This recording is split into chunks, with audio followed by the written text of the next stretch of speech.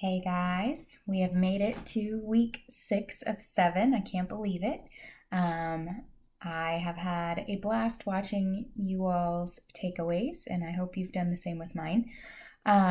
This week we reviewed a YouTube video called How Private Equity is Running Game.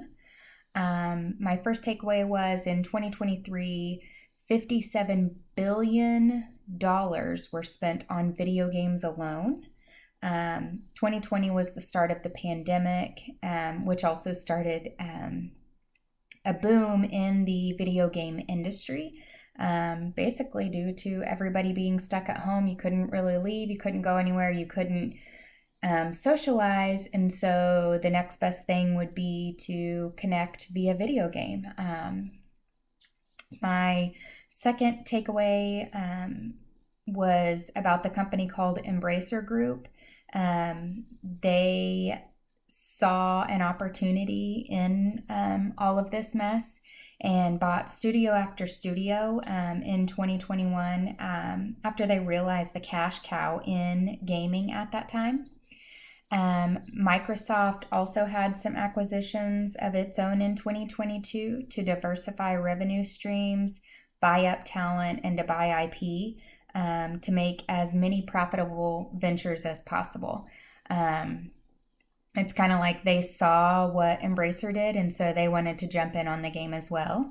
To be at the top, this is my third takeaway, these companies, they would buy multiple studios to gain market shares. They would rush gaming releases by pushing for long and hard hours for their employees.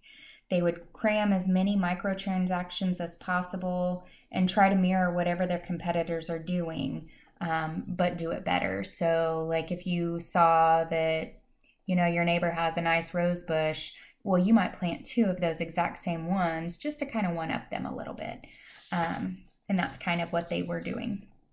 My fourth takeaway is because of all of this, games being produced now are basically just more of the same. They aren't really creating new ideas. They're kind of going off of what Hollywood does, where we're just recreating what we already have. Instead, they're just relying on the existing franchises and cashing out as much as they can.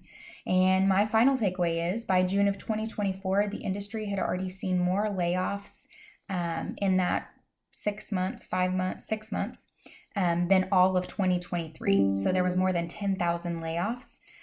This was a unique situation because these were people that moved to these very expensive cities for their jobs, and now they were in a job pool with thousands of others with the same skill set as them, without a job, without an ability to care for their family and provide for their family, and without health care.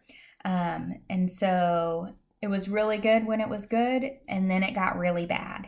I'm not a gamer, and so I didn't know as much detail about this until watching this video, and this was truly eye-opening. I mean, they cashed in on us going through the pandemic, but unfortunately, it kind of bit them in the butt.